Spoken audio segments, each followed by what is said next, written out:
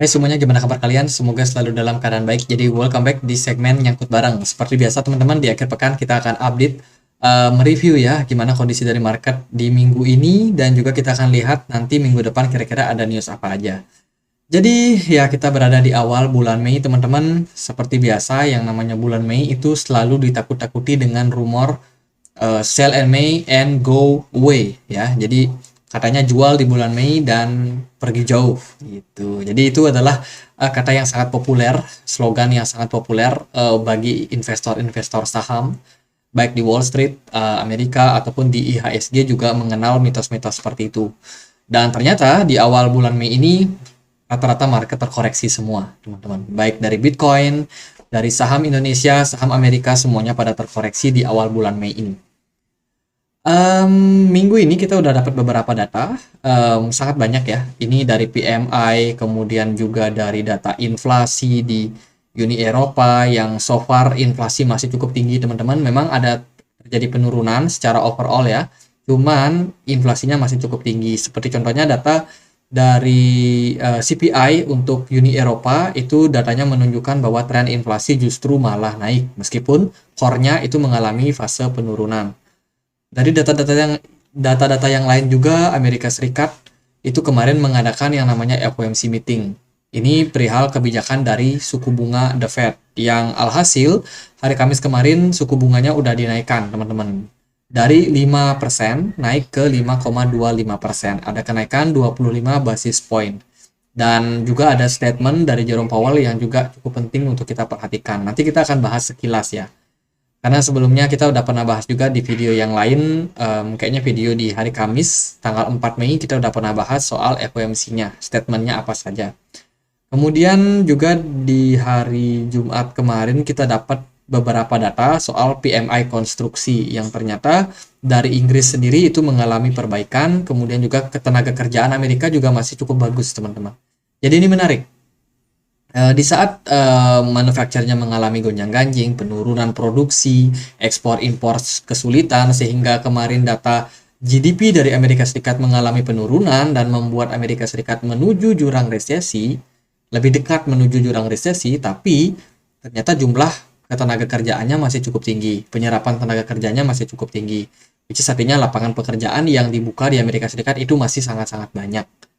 Jadi ada data yang timpang nih, ada data yang tidak seperti yang kita pikirkan, bahwasanya kalau resesi itu banyak pengangguran, orang-orang nggak bisa kerja, kemudian harga-harga barang tuh naik ya, harga-harga barang itu tinggi gitu. Jadi ternyata dalam kondisi yang sekarang ketenaga kerjaannya justru banyak, teman-teman. Orang-orang yang kerja banyak, hanya saja inflasinya masih cukup tinggi, kemudian juga ya suku bunganya juga dinaikkan untuk meredam inflasi tersebut.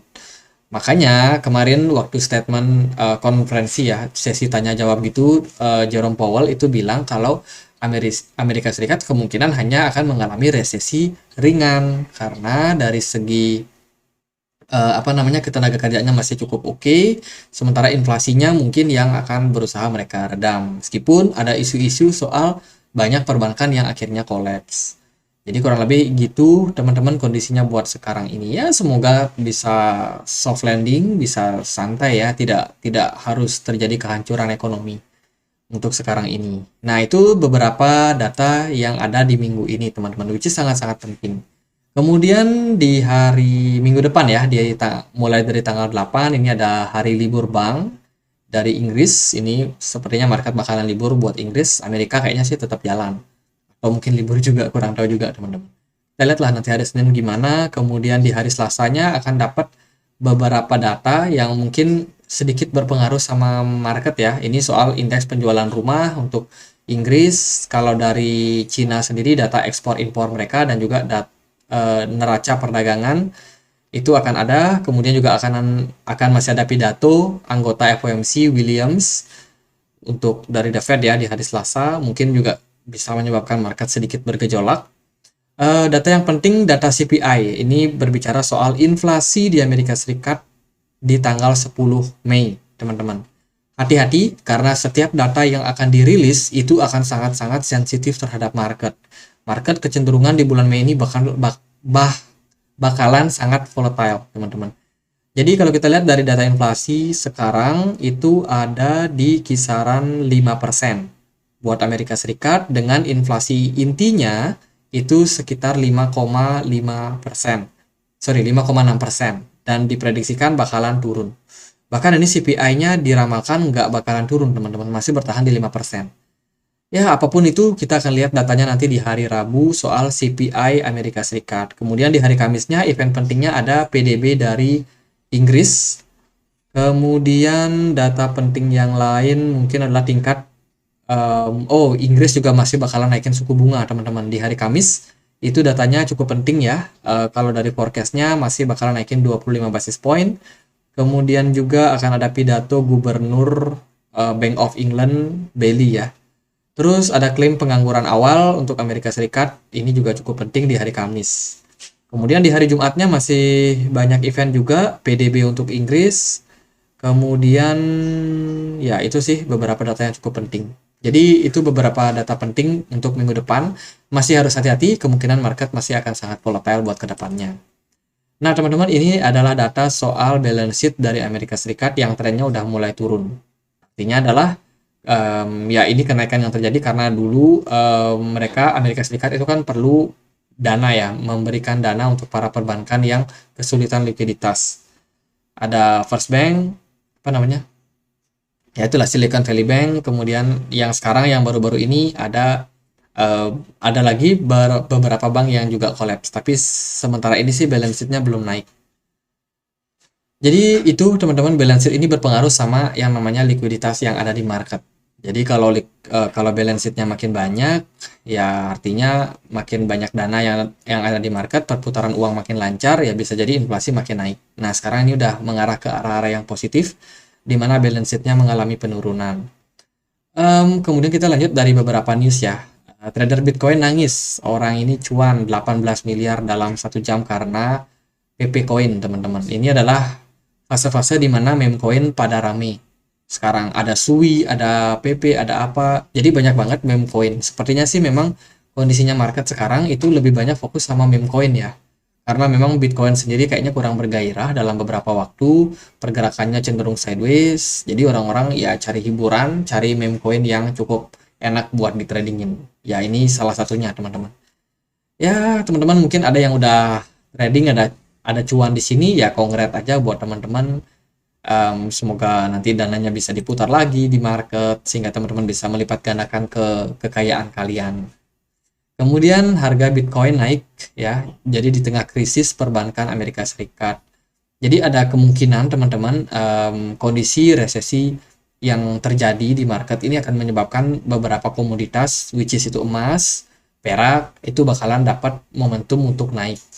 Dan tidak menutup kemungkinan Bitcoin juga menjadi salah satu alternatif hedge aset dalam kondisi saat ini. Jadi kalau menurut saya, Bitcoin ini juga punya peluang yang cukup besar untuk menjadi salah satu pertimbangan para investor. Karena kan beberapa kejadian kemarin, ada perbankan yang kolaps ya di Amerika Serikat, terjadi bank run, terjadi penarikan arus dana yang sangat besar. Jadi ada orang yang punya banyak uang, mereka tarik semua dana mereka dari bank tersebut, sehingga bank tersebut kesulitan likuiditas. Mereka nggak punya uang cash lagi nih, jadi kalau ada orang yang narik, mereka nggak bisa narik. Akhirnya terjadi kepanikan, harga sahamnya pun anjlok. Nah, orang-orang yang sudah menarik dana tadi, jadi sorry guys, kita lanjut lagi ya, karena tadi ada gangguan. Nah, karena tadi ada banyak sekali orang-orang yang menarik dana secara cash ya kan dari perbankan, dananya ini mau dikemanain? Mereka nggak mungkin nyimpan di bank lagi, karena mereka udah takut nih nyimpan uang di bank. Jangan-jangan bank yang mereka simpan nanti bisa collapse juga, kayak bank yang kemarin mereka tarik dananya. Akhirnya mereka pindahkan dana ke emas. Itu adalah kemungkinan yang bisa terjadi. Bisa diversifikasi ke emas, ke saham, kemana, tapi mayoritas kemungkinan ke emas. Karena emas sendiri biasanya menjadi aset yang anti krisis. Kalau ada resesi, emas biasanya naik. Kalau ada krisis, emas biasanya menguat. Jadi emas bisa jadi pilihan. Itulah sebabnya kenapa posisi sekarang, ya Bitcoin juga kecipratan lah istilahnya. Ini data dari FOMC. Mungkin kita bisa ulas sedikit ya teman-teman. Jadi secara overall kita udah dapat keputusan statementnya dari Jerome Powell bahwasanya mereka masih bakalan tetap menekan inflasi sampai 2%. Jadi mereka masih stick sama apa yang mereka inginkan sejak awal. Jadi Jerome Powell sendiri itu tidak apa ya, tidak menggubris lah istilahnya soal kemungkinan dari Amerika Serikat inflasi dan lain sebagainya, gagal bayar utang dan sebagainya. Jadi Jerome Powell masih tetap tugas kita adalah menekan inflasi. Titik. Masalah negara Amerika Serikat gimana-gimana itu ya urusan mereka. Karena kan tugas dari The Fed sendiri itu berbicara soal moneternya, kebijakan moneternya. Kalau masalah yang di sana ya masalah fiskal. Jadi mereka nggak mau terlalu ikut campur dan tentunya The Fed masih tetap komit buat turunin suku bunga ke level 2%. Dan juga dari statementnya ini kita tahu bahwa mereka akan masih tetap melakukan monitor terhadap implikasi yang akan muncul dari data-data ekonomi, teman-teman. Jadi makanya saya bilang kenapa dalam kondisi sekarang data-data ekonomi itu bakalan sangat-sangat berpengaruh terhadap pergerakan dari market. Nanti minggu depan kita ada data CPI, which is teman-teman harus siap-siap dan hati-hati yang trading terutama. Jadi mereka masih punya ekspektasi kalau market bakalan bisa soft landing. Artinya Amerika Serikat bisa menurunkan suku bunga tanpa terjadi krisis. Ya, jadi harapan dari The Fed masih tetap seperti itu. Ini soal press conference ya, tanya jawab gitu dengan media dan overall memang mereka masih bakalan membuka kemungkinan teman-teman untuk melakukan pivot secara tidak langsung karena mereka mengatakan bahwa The Fed sendiri itu bakalan punya potensi untuk tidak menaikkan suku bunga jika suku bunganya, jika data-data ekonomi itu udah mulai menunjukkan bahwa inflasi berhasil diredam. Jadi kurang lebih dari beberapa data mereka memperhatikan betul seperti data CPI, kemudian PCE itu menjadi pertimbangan-pertimbangan dari Jerome Powell sendiri. Jadi sementara 25 basis poin ya cukup lah. Semoga nanti inflasi bisa ketekan ya teman-teman. Karena kalau inflasinya nggak turun-turun, mereka masih bakalan tetap bisa berpotensi menaikkan suku bunga. Sementara sih kalau kita lihat dari perangkat monitor suku bunga The Fed, ini mayoritas masih cukup yakin bahwasanya The Fed masih berpotensi untuk menahan suku bunga di posisi sekarang. Artinya di pertemuan berikutnya, itu di bulan Juni, The Fed kemungkinan nggak akan naikin suku bunga. Jadi FOMC berikutnya ada di 15 Juni 2023. Jadi sementara sih itu datanya teman-teman. Tapi ini masih bisa berubah mengingat waktunya masih cukup lama, sekitar 6 minggu, kurang dari 6 minggu ke depan. Lalu gimana untuk progres pergerakan dari market? Kalau kita lihat sih dari DXY ini masih cenderung turun ya teman-teman. DXY sendiri gagal mantul, sepertinya posisinya cenderung bakalan terkoreksi lebih dalam lagi. Dan ini tentunya akan berdampak sama meningkatnya gold. Kita sudah bilang banyak cash yang keluar dari perbankan saat ini. Banyak bank-bank yang kolaps sehingga menimbulkan kekhawatiran terhadap masyarakat. Jangan-jangan mereka nggak bisa tarik dana lagi di bank. Akhirnya banyak sekali bank run terjadi. Mereka tarik dana pindah kemana? Ke emas. Ke beberapa saham mungkin ataupun komoditas juga seperti Bitcoin. Jadi itu kenapa indeks dolar itu semuanya pada turun. Kemudian emas posisinya masih cukup bagus. Mungkin akan ada koreksi-koreksi sedikit, tapi saya rasa trennya masih bakalan menguat mengingat potensi Amerika resesi juga cukup tinggi. Kemudian S&P 500, nah ini dah yang cukup bikin galau nih. S&P 500 bergerak sideways dengan volume yang cukup bagus dan juga smart money yang juga cukup oke. Menurut saya masih ambigu lah pergerakannya S&P 500 karena belakangan dia cuma sideways aja. Lalu kalau kita lihat dari pergerakan Bitcoin sendiri 2 minggu lalu, ini di time frame weekly ya teman-teman. 2 minggu lalu Bitcoin itu create satu candle merah dan minggu kemarin dia cuma create satu candle hijau yang gagal mengungguli satu candle merah 2 minggu lalu. Dan sekarang kita cuma bikin doji. Ini berarti kita masih dalam tekanan seller sebenarnya. Jadi ada kemungkinan Bitcoin masih kemungkinan ketekan. Ya, jadi masih harus hati-hati nih. Sepertinya Bitcoin masih berpotensi buat terkoreksi. Jika kita lihat di time frame yang lebih kecil, di time frame 1 hari, pergerakan Bitcoin itu menurut saya dia membentuk sebuah symmetrical triangle di sini, teman-teman. Jadi ini mirip seperti symmetrical triangle dan sekarang kita masih menunggu keputusan kemana arah dari market.